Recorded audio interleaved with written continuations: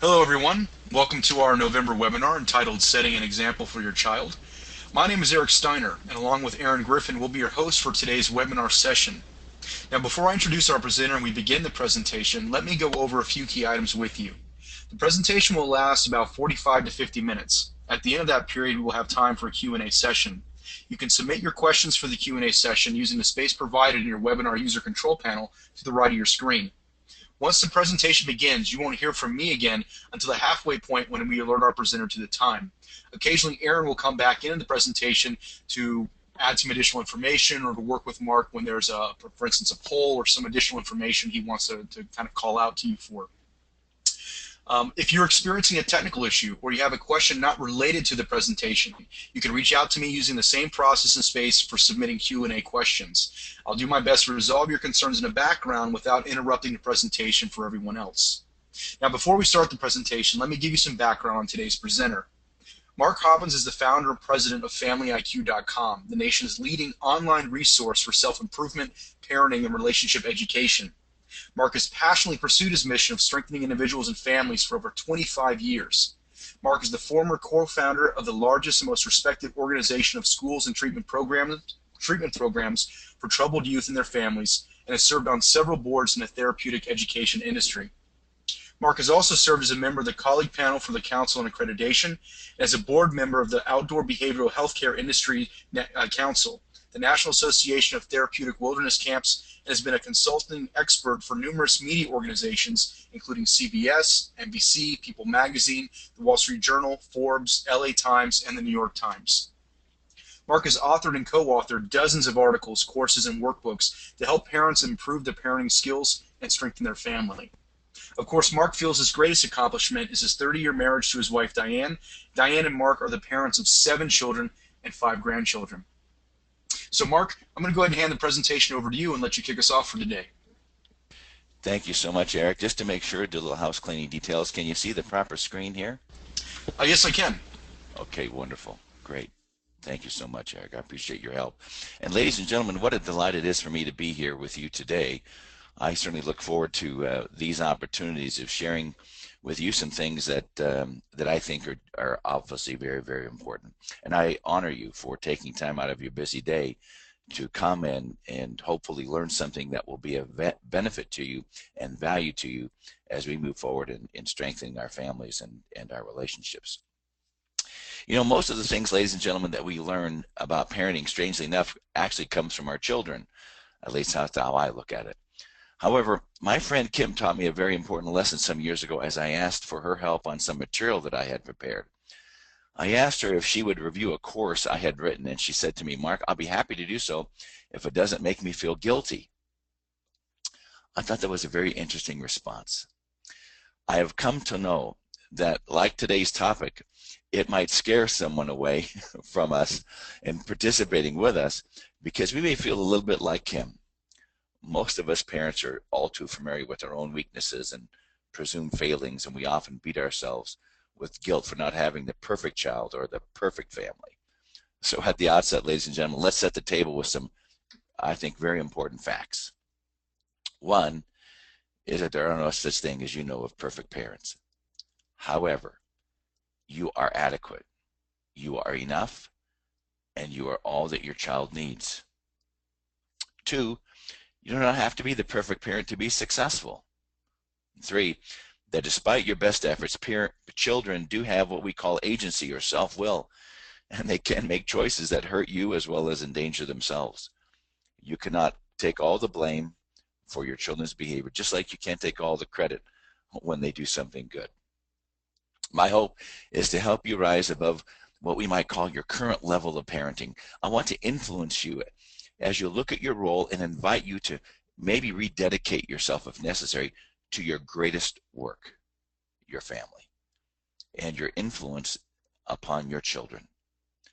For those of you who are participating who as yet may not be parents, this presentation can be helpful to you as you consider laying the foundation for your own family.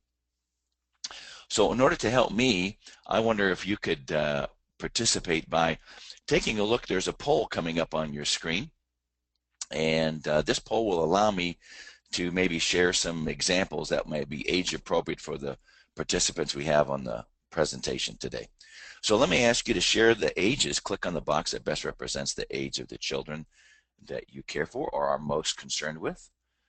Click on that age category on your screen, give you just a couple more seconds and click on that area. Again, it's always interesting to know the ages of the children that we're concerned about. It's always helpful to know who we're talking with, and hopefully, again, use some good salient examples. So, Aaron, what do we find? Mark, almost all of our participants either are in the 6 to 12 or 13 to 17 category. Okay. Well, very good. Thank you so much for participating. Thank you for that, Aaron. Aaron's our producer and control panelist here. She's in charge, as it should be, and we're just very grateful for Aaron and Eric who are running this today. Well, ladies and gentlemen, while I hope to say something that will be new to you, and perhaps even revolutionary to you, I'm quite aware that, as Socrates stated, learning is actually remembering. My intention is not to give you necessarily new ideas, but to couch things in a way that your learning, indeed your memory, will be stimulated and perhaps even inspired. I have worked in the mental health and therapeutic education industry for nearly 30 years. And in that time, there have been so many sort of popular fads that have come and gone. And thankfully, the wisdom of the ages, as I call it, often thought to be, at the time, too simple to stand, actually do stand today. One of these principles we get from our friends in the recovery community. It's often referred to as the Serenity Prayer. Perhaps some of you may be familiar with it. God grant me the serenity to accept the things I cannot change, courage to change the things I can, and the wisdom to know the difference. Mark, if I can hop in just for a second, it doesn't look like your slides are advancing. I'm still seeing your title slide and not the slide related to the Serenity Prayer. Okay, well, that's very interesting. Let me see. Okay, how's that? Yes, we're running the money now. Okay, thank you so much, Eric. I appreciate that. Thank you. So, ladies and gentlemen, this is the Serenity Prayer, as you heard me rehearse. And I think each of us parents recognize our strengths and weaknesses. We're very familiar with those, and we'd like to change many things in our family or our relationships with our children, but there's wisdom in knowing what exactly we should focus on. There are so many things that could occupy our attention, that could demand our resources, but there's wisdom in knowing what things we can focus on, and in fact, the things we can control. So learning to become a parent of influence is built upon many things. Among them, I believe, is our modeling the very attitudes and behaviors that we want to see in our own children. This is something that we, in fact, can control. Now, many parents rightfully worry about the potential negative influences in our neighborhoods, in our schools, etc. But may I suggest to you something? And that is, I want to invite you to take the worry that you have about those kinds of things, which is real and perhaps appropriate. But I want to take most of that energy and channel it into your greatest strength, your best weapon. And that is you. You are the best thing your child has going for him or her. So let's take a look at today's presentation. We're going to talk about the 6 things you see represented on your screen now. Research, we're going to talk with some good news. I always like starting with good news. I want to talk about modeling some behaviors. We're going to do a quick overview of some gender expectations. We're going to dive in for 4 or 5 minutes on communication skills. Let's talk about self-care and self-esteem. And then we're going to sort of end it with talking about walking the walk. The subject matter of this presentation is based on the fact that children want and need appropriate parental role models in their life. And you're the best thing they have going for them, as I mentioned. So let's talk about the good news. In 3 separate studies, we parents are brought face to face with some wonderful information, and may I say, undeniable facts. In a study of more than 2,000 children conducted by Experian Simmons, 75% of 12 to 17-year-olds said that they get along with their parents, and 72% said they like spending time with their families. In this same study, 93% of the teens said they had a good relationship with their mothers. That's an estimated 20 percentage points higher than just 2 decades ago. You may not get this sort of vibe when you listen to the news and you read the paper and things like that, but actually we're gaining. We're doing better, you and me, as parents. Now, if you haven't heard the news about this one, this recent study came out, a 7-month study conducted by MTV and the Associated Press interviewed nearly 1,300 young people, ages 13 to 24. The results of this 7-month study found that the majority of teens find their most happiness, guess where? In their family. What's more, most respondents listed their parents. Yeah, that's you, mom, dad. I'm talking to you right now. They listed you as their heroes. And I think it gets even better. Most young people, over 3/4, said that being with their parents brought them more joy than being with their friends. Wow.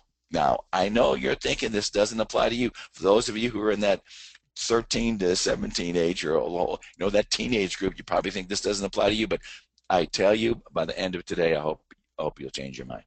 It actually means you. The study also continued to say that religion and spirituality are becoming more important to kids today. Boy, am I glad about that. I think there's so many positive things that we're moving toward.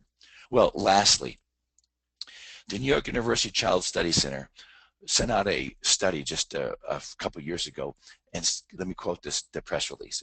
Contrary to popular belief, that's your belief and my belief, parents remain the greatest influence over their children's behavior. Isn't that interesting? Now, I know at the beginning I said you can't take credit for all their behavior and all the things that they don't do well. Just recognize, there's a balance here. But us parents have such great influence. Now, Richard Gallagher stated this, and at the same time, Richard Gallagher is the director of Parenting Institute at the Thriving Teens Project at New York University Child Study Center. He said parents, peers, teachers, counselors, and siblings all exert influence on kids, but particularly in the educational, occupational decisions that they make. But of all these persons, he said, the parents remain the greatest influence.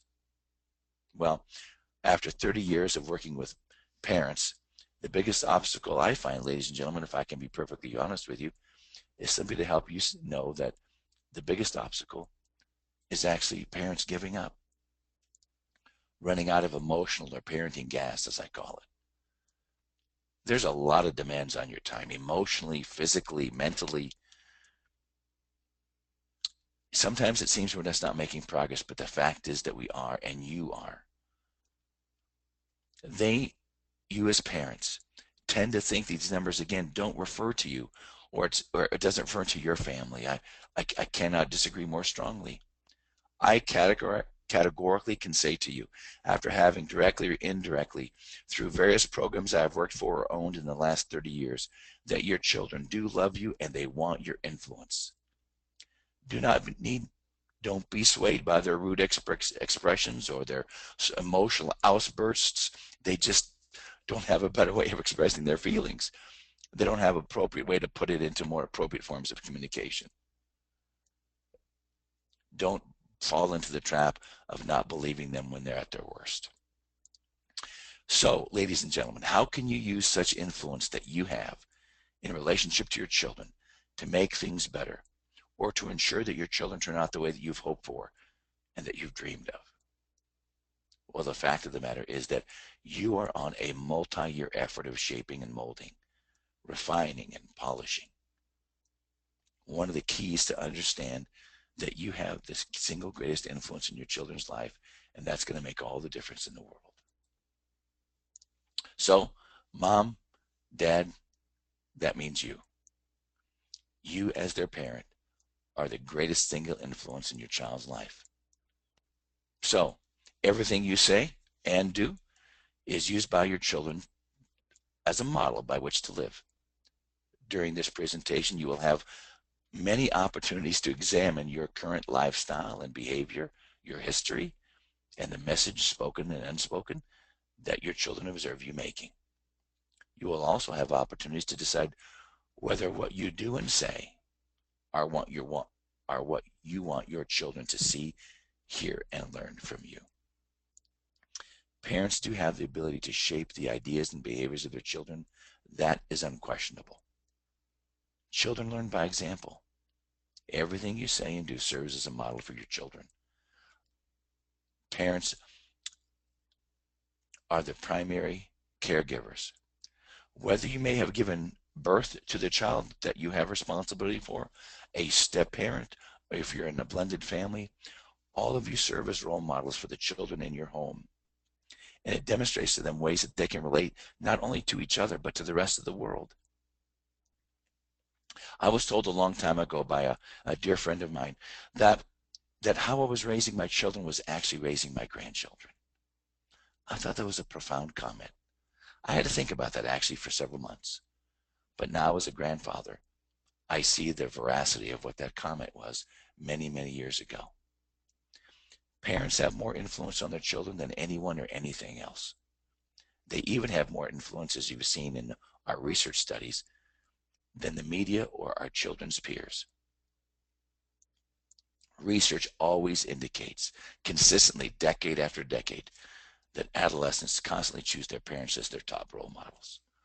Well, I know that, again, you may not think this applies to you. I just can't tell you strongly that it does. Well, you know, as do I, that we parents convey a lot more to our children through our actions as we convey through our words. Well, listen, when there's a contradiction between what a person says and what a person does, I promise you, as you know, the actions always speak louder than words. Children want their parents and learn from their parents every move and expression. I don't know if you're old enough yet to come to a point that you find yourself sometimes thinking, where did that come from? I'm talking about the comments or the mannerisms that you have, that you find yourself, you swore you'd never act like your parents, when in fact, the very things that you say or do or your mannerisms actually bespeak of the people who bore you. As much as sometimes we want to get away from it, the imprint of our parents is just so profound. And they're found in the actions of our children. Well, when you look at how you were raised, it's important to take a look at how that has served in terms of training your children. Well, what I want to say is this. It's important to understand that you were, as you grew up, and as your parents, as your children are today, they are much more of a passive learner than an active learner. That is, most of what your children learn from their parents is through observation versus something that parents typically, or maybe in a more formal way, think that they're teaching them. What your children observe you doing and saying as part of your natural daily routine is what they learn. These lessons are typically beyond the consciousness or the conscious awareness of both you and your children. It's sort of the vibe in your home. It's how you roll as a family. It's the messages you give that just based on you as the quality of person you are, as opposed to sometimes the things you say. We should do both, but let us not forget that it's our behavior that our children observe as the greatest teacher. So let's move from the unconscious to the conscious by providing a way to remind ourselves of what we want to be today. So let's get a pencil and paper out, ladies and gentlemen. If you don't mind, I want to have you write something down for me, if you don't mind. While you're looking for it, no matter how long we have lived or how long we've been driving, we'll use that as the example. No matter how long you've been driving, there are warning signs on the road, are there not, that remind us of important information we need to keep safe. I would like to ask you all, what homemade reminder can you make that will serve as a reminder to you that your children learn from your behavior, your words, and your actions? So I would like you to think of something that you can remind yourself with. Come up with a way that you could remind yourself for the rest of this month that will cause you to be more aware of your role in terms of shaping and modeling behavior for your children. Take just 30 seconds. Complete this sentence. I will be more aware of my behavior by doing blank, and fill that in. Just take a second.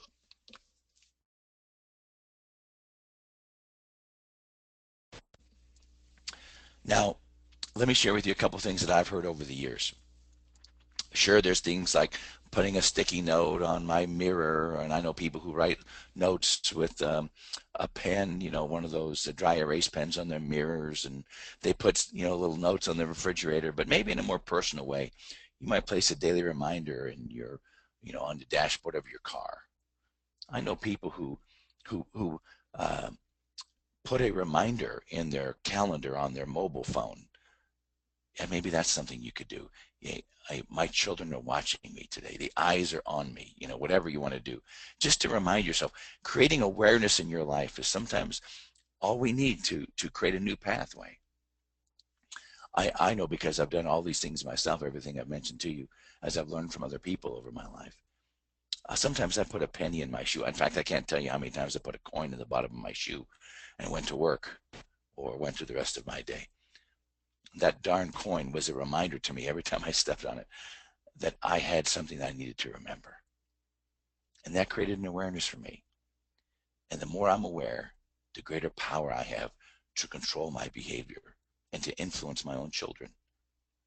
So whatever you've identified for yourself, would you put that into practice today? Don't leave this presentation without creating for yourself some reminder.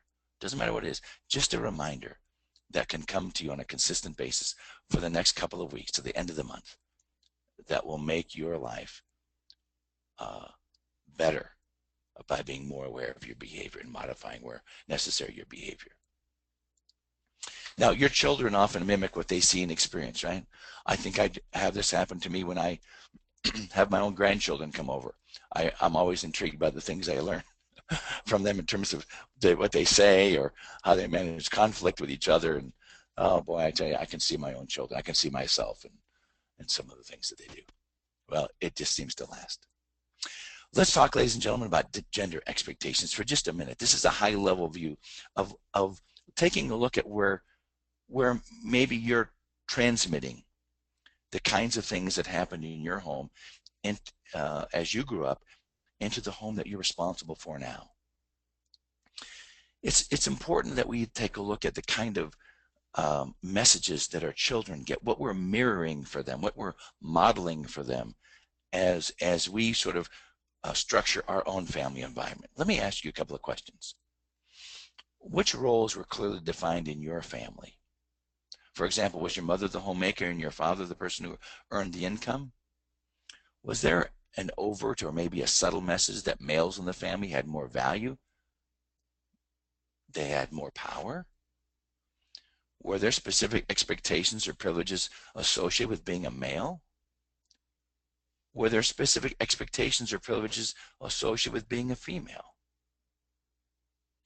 How did you feel as a male or a female in your own family?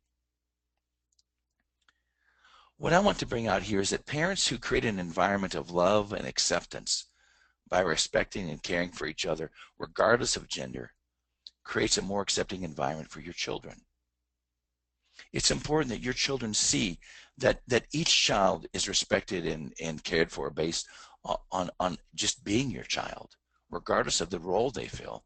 They simply are your child and deserve the same equal love and affection and opportunities, but not one is to be preferred over the other.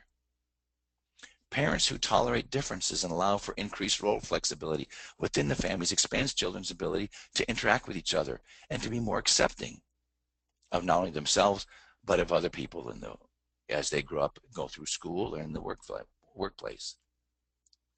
How you relate to and communicate with your spouse or partner is huge in how your child will take a look at the value or the objectivity of relationships.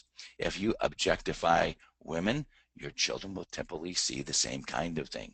If you honor, love, sustain, support, praise your spouse, particularly a woman, then your sons will grow up having that same sense of awe and reverence for a woman, as they should. There's so much that fathers can do and husbands do to enhance the role of women. Now, I'm not saying this is only a stereotypical sort of women's thing. It's good for men and women both to understand that there are roles that we often transmit from one generation to another without really knowing about it. And it can be very helpful at times, and some places can be very damaging. As the father of 5 daughters, I want you to know that it was important in my home that my girls grew up strong and confident, that there was nothing they could not do, that an individual's capacity is what we are to be evaluated on, not just their gender. What we whisper in their ears from their childhood all through adulthood is what they'll end up actually believing. And it's important for you and I to recognize gender expectations often can serve as an important thing for us to model in our own home. So the question may be, where do you stand? How do you relate to and communicate with your spouse or partner or significant other what other people demonstrate and what you consider as acceptable behavior? Fathers can teach their sons to interact with females as peers by demonstrating respect for women, listening to and engaging women in their home in mutual problem solving, chore responsibility. It's important that we assign chores based on individuals' capacity and abilities as opposed to just simply gender. Well, there's so much we can say about this. Let's quickly move into some practical things that we can do that you can role model in your home, so you can leave today's presentation with 2 or 3 or 4 things that you can put into practice immediately to see if you can get a positive impact. I'd like you, ladies and gentlemen, now to take a minute with me to write down 3 things that you would like to be a better role model for in terms of your children. What qualities, what attitudes or behaviors would you like to be a better role model for? I know you're all wonderful, but let's just choose 1 or 2 or 3 that we think we want to improve upon.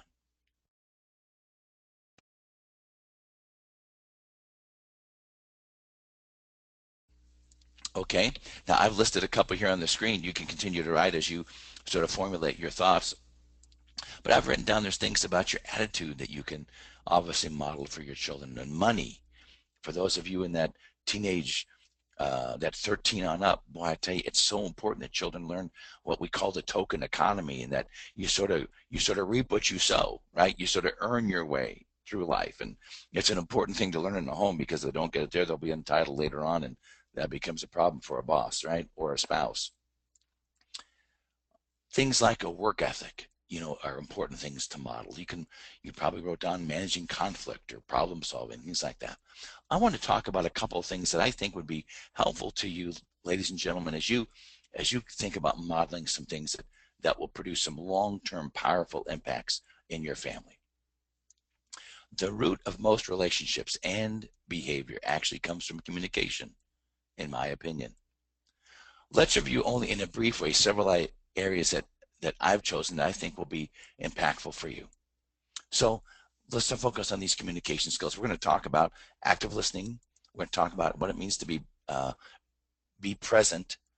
And lastly, in terms of this segment, let's talk about something I know you didn't write on your list, probably emotional risk-taking. What's that? Well, I'll tell you about that. But let's first start with active listening. The best communication skill is listening. Usually we think of communication skills as the ability to speak.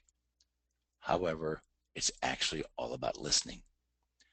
I believe it takes a lot more energy to be a good listener than a good talker. So what do we mean by active listening? It means you listen in a manner that elicits or brings out more information. We have this on the screen, you see an idea called verbal prompting.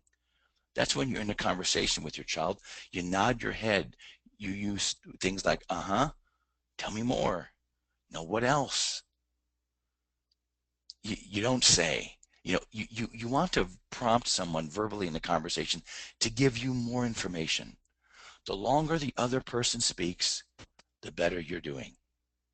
And so, ladies and gentlemen, I'd like to ask you immediately to begin practice this verbal prompting, this idea of restating what you're being told.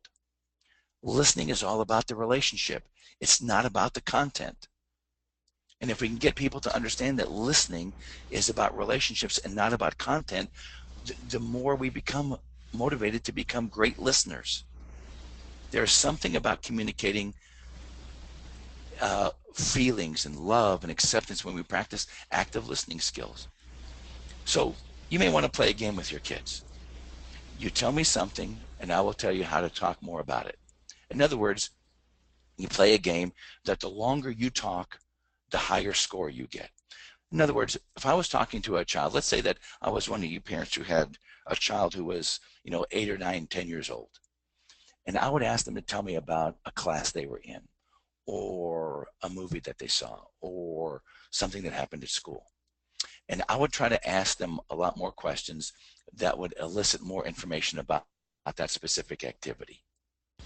And they want to play the same game back with you. They want to learn to practice asking you more questions. Children should be taught to be great communicators. We typically don't think about that, which is why I'm talking to you about it. I think we think it sort of happens by osmosis. But you want to raise a child that becomes a great communicator, that ultimately has meaningful relationships with people, all because they've learned from you about how to be a great listener. Mark, I'm going to jump in real quick and just let you know that we are at the halfway point for the presentation. Great. Thank you so much, Eric. I appreciate that. So, ladies and gentlemen, I know for those of you who are in that 13 and older category, the ones who are raising teenagers, it may be much tougher to get more than just a word or a sentence out of them. I get that. I've raised 7 of them, so I understand how that works. But you can't give up on this. You have to give yourself a little bit of a break to understand that, athletic stars don't make every shot, hit every ball, score every basket, throw every touchdown, every pass is a touchdown. It just doesn't happen. That we practice and we try, and the results will come. It's really more about your determined effort. I think it's actually, listen to this closely, because it may take a minute to sort of think about this, because I'm going to move on pretty quickly, but I want to make sure you take a second just to ponder this. I believe, and I want to submit to you, that it's actually self-sustaining, self-motivating to practice these skills. It does not require more of your time. It doesn't require more of your resources. It simply means that each of your conversations are going to be more fulfilling and meaningful because you are more planful, you're more purposeful, you're simply more aware. And it generates itself in terms of a relationship and good feelings. It's so marvelously profound. It's just so simple, though. It's self-sustaining and self-motivating when you practice this, and I hope you'll do that. When we talk about body posture, we want to make sure that we're fully engaged. We're looking at our children. We want to be very careful about how we communicate with our kids with our arms folded, our legs crossed. I'm not going to get into presentation, but I want you to know that your children, should have open communication. So open your arms, put your arm around them. There's so many more things you communicate when you're side by side with somebody as opposed to face with them. There's nothing wrong with it. It's just you want to learn to open up communication, and that's an important skill. Well, let's talk quickly about being present. What does it mean to be present? You've got to know people at work who are constantly talking to you, but their mind's on something else. They're looking at their phone. They're looking at the clock. We all see people that way, right? I was going to say we all endure people that way. Well, the problem is we probably act that way at home a little bit as well. Being fully present, particularly during family time, dinner time, conversational time, there has to be someone who defends this time and doesn't allow for distractions to come. One of the biggest challenges of today is simply distractions. Where do you find distraction most often in your family? If you could remove some distractions from your meal times, what would it be? Would it be turning off a TV during meal times? Would it be, putting all the cell phones in a basket or a drawer somehow? Would it be taking the homework off the table or reading material? As a mother or a father, as a caregiver, you are maybe at times the sole defender of the sanctity of time. Time is your most precious resource, and you, by mere fact of being the adult, of being the parent, you have to be the defender of time. Uninterrupted time. Time without distractions. I'm not suggesting how long it should be. I just am hoping that you will, as a parent, model for your children that there's an appropriate time to put things away, so that they know when they're talking to a teacher at school, their friends, that they're not carrying on half of a conversation with their brain, with their phone, texting and doing something else. It's just not healthy. I can quote lots of research about that, by the way. We'll save that for another day. It's fascinating to see the level of satisfaction that people are having based on this diffusion of our energy and attention. So, are you aware of how you use your mobile phone, your TV, and other things that distract you? Let's see if we can't do some better on that. Well, let's talk about emotional risk-taking, which I know did not make your list, okay? I get that, but let me talk about what it means, at least in the context of today's brief discussion. Emotional risk-taking is being playful. It's about learning to be vulnerable emotionally. You know, I'm going to suggest that one of the things that you do when your children are young is very easy. You sort of model intimacy and emotional risk-taking with being sort of physical.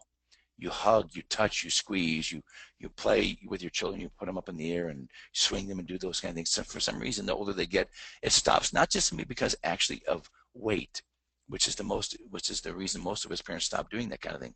But we have to find other ways that we have to maintain this physical or emotional intimacy through touch. I often suggest to parents who play cards and board games, which we love in the Hobbins family, but I often suggest to parents that it's important that we promote activities that have some sort of physical proximity to them, that we have a chance to sit next to each other, that we touch each other in a direct or indirect way. It's just important that we allow physical touch to be present in our homes and with each other, brothers and sisters and parents. It's really important. I cannot underscore the value of this. Learning to be vulnerable or open emotionally is very, very healthy. Children are learning too young to be too guarded about their emotions and their vulnerability. It increases their anxiety and stress and eliminates what I call emotional sustenance we all need from meaningful relationships or meaningful connections. Another way of emotional risk-taking is to acknowledge our feelings, both yours and your child's. Common among the many things that we do in various treatment settings is for people to be more simply more aware of their feelings. We do this by giving them a feelings chart. You've probably seen one in your school or a magazine or something that you have where you have a happy face or a sad face or a frowny face or whatever it happens to be. It's important that children connect with their feelings. It allows them to be vulnerable by simply acknowledging the feelings. Being aware of one's feelings and acknowledging that feeling allows us to be more vulnerable and open to taking some risks and allowing other people to risk with us. Helping your children connect to feelings by you acknowledging your own feelings is a very healthy thing to do. It doesn't mix or doesn't break down the parent-child relationship. It's important that children understand that parents have feelings too. Not enough of our parents practice what you see next is this idea of I feel statements, where you acknowledge your own feelings. I felt hurt. I felt you didn't care about me when you slammed the door. I want you to know that when you said so and so, whatever it happened to be, that my heart was broken. I mean, I had to go to my room and I just cried. I'm not sure that we try to stay in such control as parents that we lose the very thing that teaches our children sensitivity and appreciation about other people's feelings. Listen, they know where your goat's tied anyways. They do a great job of manipulating your feelings as it is. Simply by you acknowledging that, and our research and our experience doesn't at all diminish a parent's authority or influence. It enhances both. So I'd like to suggest that you consider very strongly taking some emotional risks in acknowledging your feelings, acknowledging the feelings of your child. It's a very powerful thing. Let's quickly move on to self-care and self-esteem. These are really emotional and psychological practices that will build enormous character in your child. First, let's talk about gratitude. Gratitude is a deeper, more complex phenomenon, and I want to tell you why. And I want to quote some research by Dr. Robert Emmons from the University of California system. He is the premier researcher on something that he calls gratitude. Let me read you a quote of a paper that he wrote. He said, quote, "It is possible that psychology has ignored gratitude because it appears on the surface to be a very obvious emotion. lacking in interesting complications. We receive a gift from friends, from family, from God, and we feel pleasurably grateful. But while the emotions seemed simplistic, even to me as I began my research, he said, I soon discovered that gratitude is a deeper, more complex phenomenon that plays a critical role in human happiness. I hope you heard that. Gratitude is literally one of the few things, he said, that can measurably change people's lives.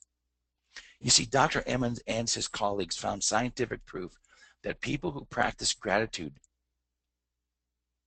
are more loving, forgiving, and optimistic about the future. Now, I know you think this is probably good for people who are adults, but it should be practiced when they're 2.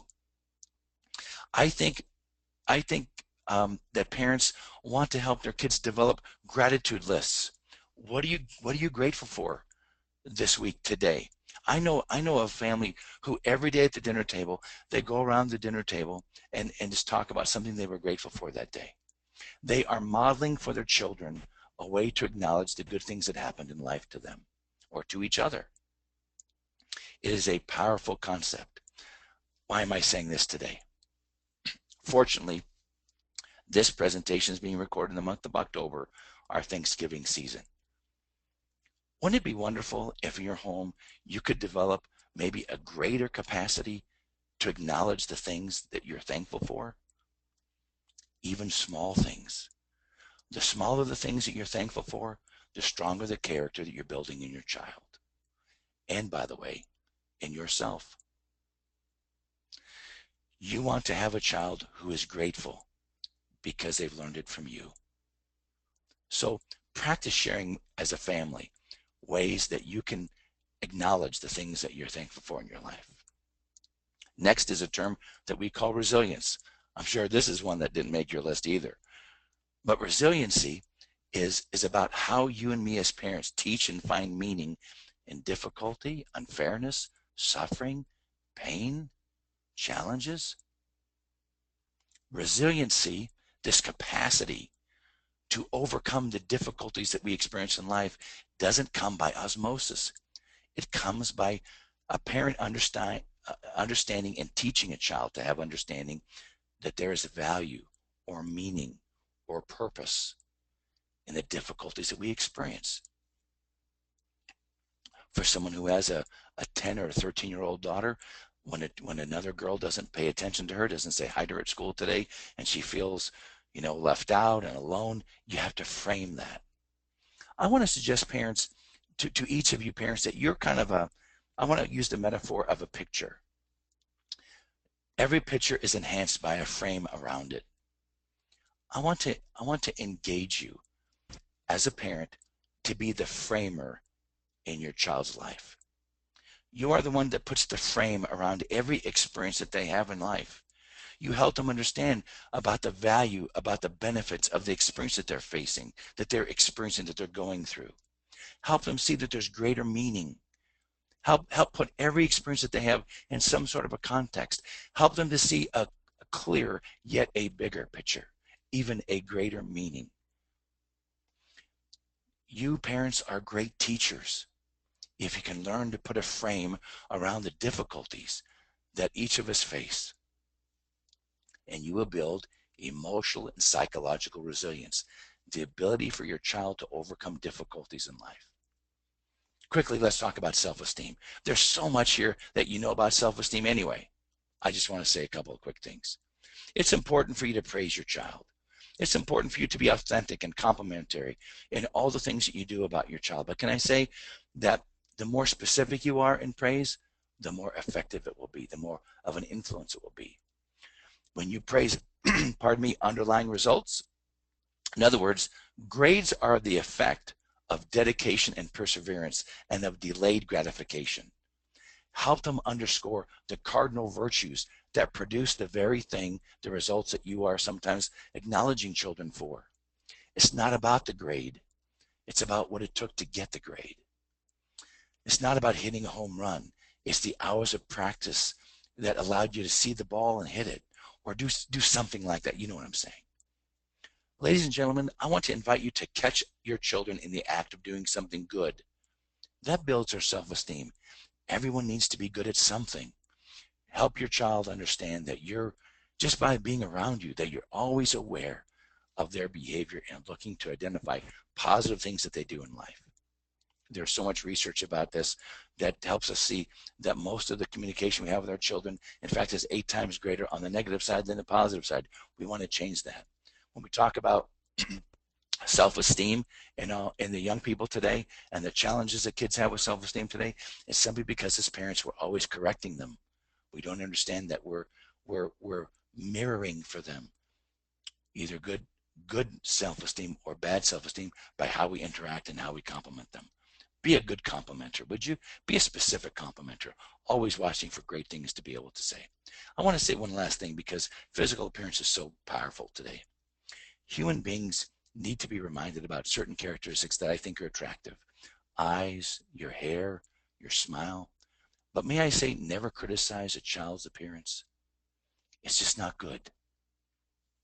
I can talk for an hour just on this very one thing. All bodies, shapes, and sizes are beautiful and to be accepted. To suggest otherwise, ladies and gentlemen, mom and dad, can cause deep psychological pain that you have no idea of. Every child responds to criticism differently, particularly criticism about their looks. You always want to be helping them understand specific things about their person that is beautiful and wonderful, that their whole person is incredibly powerful and beautiful. Well, as we come down to the end here, let's just talk about walking the walk. Let's talk about identifying things in your family that you want to change, that you can start walking to, as it were. Consider the magazines that you read, the amount of television or type of television that you watch. Be more aware of the trade-off that you're giving between time in front of the computer or TV or social media, etc., rather than being able to develop meaningful attachments and connections with your kids, helping catch them in the act of doing something good. Engage them in a discussion with their family and friends about the kinds of information and media that they're experiencing and how that's impacting their self-worth. Learn to be a good conversationalist. Encourage your children occasionally to turn off the television, the video games and computers and other kinds of things that they participate in that are and get them more involved in non-media activities, as it were. I know that's easy for me to say. I know it's a hard thing to do, and for those of you with kids who are, sort of in that age where smartphones and internet and computers are so much a part of their overall experience. Most physicians today want to encourage parents to take your kids on more walks and to be more physically active. Create a proper balance in your life. So walk the walk is not just a metaphor. It's actually meant to be taken literally. Well, let's just walk through quickly a summary, and then I want to share one last quote for you. Time is running by. Ladies and gentlemen, we covered a number of things today. Let's just review a couple of the high points. You are your child's hero. I know those of you who have older teenagers probably don't feel that half the time or most of the time, but you are, and I hope you accept it. Your behavior matters. What you do matters. We don't give up on our kids. We're modeling the behavior that we think is going to take so long for them to embrace. It may be, in your mind, a waste of time. It's never a waste of time. Work on being a great listener. Work on being present. Stay emotionally connected and be emotionally vulnerable for your children. Teach them how to be grateful and have a consistent practice in your home of being grateful. Teach them about resilience. Put a frame around their experiences. Teach them about self-esteem, how wonderful and beautiful they are, what a miracle they are to you. Well, lastly, I love this poem by Edgar Guest. May I read it to you as I close? I'd rather see a sermon than hear one any day. I'd rather one should walk with me than merely tell the way. The eye's a better pupil and more willing than the ear. Fine counseling is confusing, but examples always clear. And the best of all preachers are the men who live their creeds, for to see good put in action is what everybody needs. I soon can learn to do it if you'll let me see it done. I can watch your hands in action, but your tongue too fast may run. And the lecture you deliver, Mom and Dad, may be very wise and true, but I'd rather get my lessons by observing what you do. For I might misunderstand you and the high advice you give, but there's no misunderstanding how you act and how you live. Thank you, ladies and gentlemen. Aaron, I think it's time for questions if we have a minute. Yes, everyone, we've reached the question and answer portion of our presentation today. If you have a question you would like to ask, please go ahead and submit it to us, again, using the questions panel or the chat panel. You can submit that anonymously to either Aaron or myself, and we'll make sure that we address that with Mark. But Mark, we already have a couple in the queue, so I'll go ahead and start with this one. I'm a single mother raising a boy. How can I seek out good male role models for him? Well, that's a great question, actually. There's something very powerful about male role models, and I honor you for this fabulous question. You know, I think that it's important that depending on the age of your child, that there's a couple of things I think I'd like to suggest you do. One is in your social environment, whether those are neighbors or friends, or if you belong to any sort of community group, that you invite a couple of men to take a more active observance of your child. I think this is an important thing. I think it's really valuable for parents to get in touch with the males in who are your children's teachers, and invite them to interact with your children, and to find a way that they can be perhaps good role models. I think it's so important that boys have a healthy role model. And so it's difficult not knowing the context of your question in terms of who's available. But I would simply encourage you to seek out quality men who will take a more active role. I think most of the people that I know in my life who are very busy and very successful would always appreciate the opportunity to mentor a young person. So I would ask you not to be afraid of asking for help. Instead, you reach out to the men in your child's life, whether those are coaches, teachers, church leaders, sports, other parents of your boys. I think that's such an important thing. I love your question, and just would encourage you to seek out and ask for help. Great, Mark. I have another question here in the queue. I know discipline is necessary in a family, but what do you feel are the best ways to punish a child who keeps breaking the rules? Oh, boy, I love these questions. I think it's important that first off, a parent recognizes that there is more to consequencing. So rather than disciplining, I like the word consequencing, but I don't want to get talking about nomenclature here. I think it's important that a child has, if they continue to make mistakes, which is, I'm sort of getting from the question that you may be frustrated with your child, continue to sort of have to find yourself disciplining them. I think it's important to sit down with your child and create some kind of what I call a behavioral contract. We've done this in therapy for decades. It's been so fascinating, but it's simply put that a parent and child rationally get together, identify behaviors, and create a physical written contract about what that means. I know it sounds simple to you, but it's something that the child gets, that you get, that's in front of them, that's concrete, that they understand, but at the same time you make the reward more valuable than the whatever they may get out of being disciplined. In other words, make the reward big enough where they want to do the right thing, and they want to take more effort and control about it. The biggest thing a parent wants to recognize when it comes to discipline is that discipline has to be removed from themselves. In other words, you broke the law, and the law is disciplining you, not just mom and dad, because they see you then as a disciplinarian, which is not so bad, but it can be misunderstood by a child. In other words, you're simply the enforcer. You can love and care and still discipline if you set up the contract appropriately. So I would like to say that for a parent who's concerned about discipline, make sure that the child understand that there's a certain amount of rules. Let's write those rules down. Let's write, what does this behavior look like when it's done well? What does the behavior look like when it's not done well? Make sure that they understand it, and then develop a contract for it. I had to do this with my own children, who I found were constantly failing to do some chores that I thought were important. Anyways, I can talk for a long time about this one. 3 things.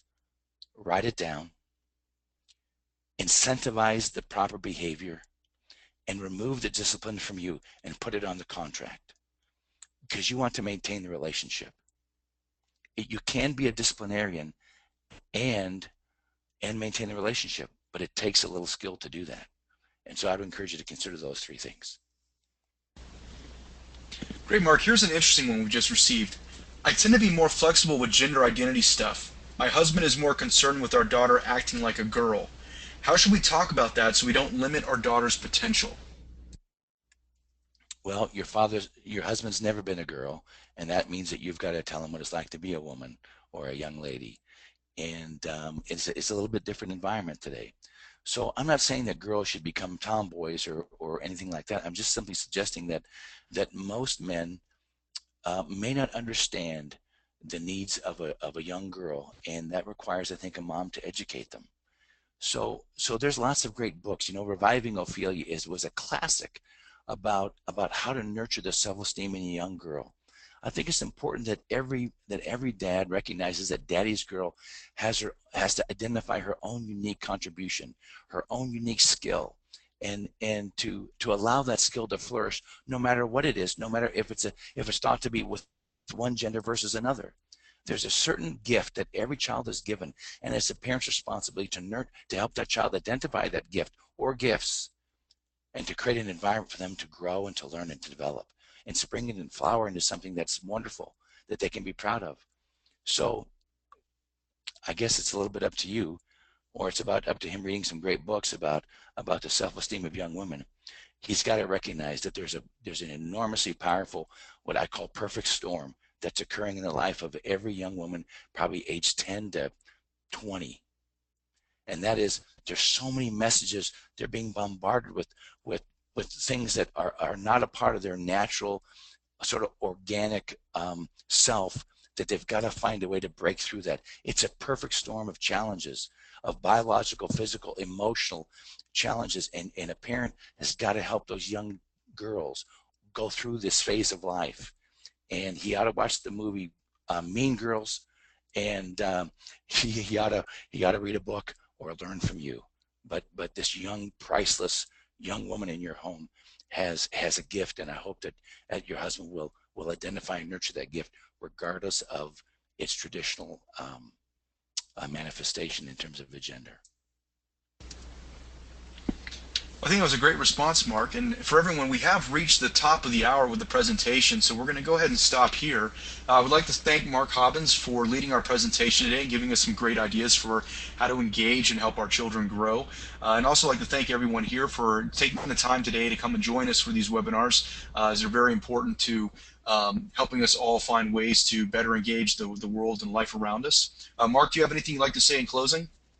Well, Eric, thank you so much. You did a great job, you and Aaron. And ladies and gentlemen, put into practice just one thing today, and you'll go to bed tonight happier. And that's what it's all about, one day at a time, and you're going to succeed, and you're going to be one of these great statistics of the good things that your children do, all because of your influence on them. So congratulations, and have a wonderful holiday season.